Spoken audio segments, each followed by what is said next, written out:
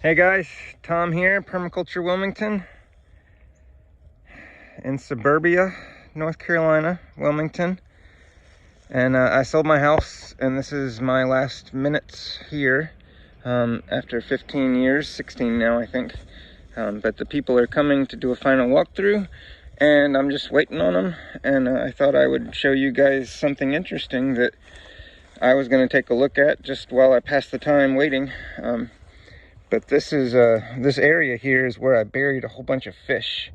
So I was curious as I was sitting laying on the grass over here that was green up until just last week. Actually, it has a bunch of vetch growing and some clover, and it kept the grass green a lot longer than everybody else's in the neighborhood. Theirs has been brown for a month now or more.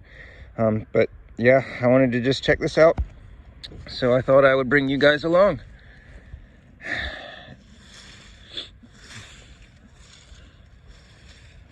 And it was right under the surface, so we won't have to go too far here.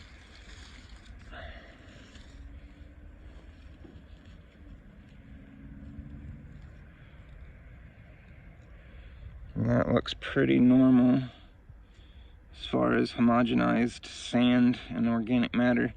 I was going for a little something a little more extreme. There's a fish, there's a skeleton of a fish, so I know I'm hitting the right spot here. And it doesn't look like there's too much more of an extreme change. Oh, there's a lot of fish debris, and this has been here since September, so about 5 months. But so there's still scales and a little bit of skin. It doesn't smell at all. Normally, if I were seeing fish remains like this, it would be smelling to high heaven. But it is not. It is not smelling at all.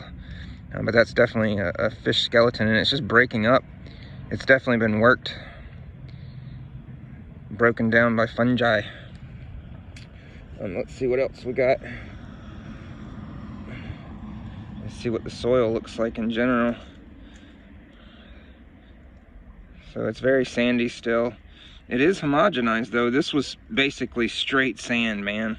And all I did was put fish organics in the ground and cover it with wood mulch, and it's doing well. There's some decomposers in there. There's a earwig crawling around right there on top. He's a little upset I disturbed him.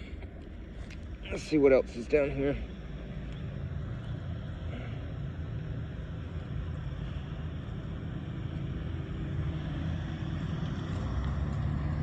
It's just homogenized sand for the most part. I was hoping for more of like a compost consistency, but I'm just going to cover that back up. There we go. So that's it, guys. Just sharing some experiments I did my last minutes on the property. So we moved 40 minutes out into Atkinson, and it's just beautiful. We've got 9 acres now. So I don't have to try to cram everything into this small little space here outside the fence. This is what I've been calling my food forest. And now I have, there's about 4 acres of covered land right now with a mature forest on it. Lots of oaks. And we actually have the oldest we had one of the oldest oaks in North Carolina on our property that we have now, but it recently fell. So it's not the largest anymore because the mass is actually dead material, but it is still alive.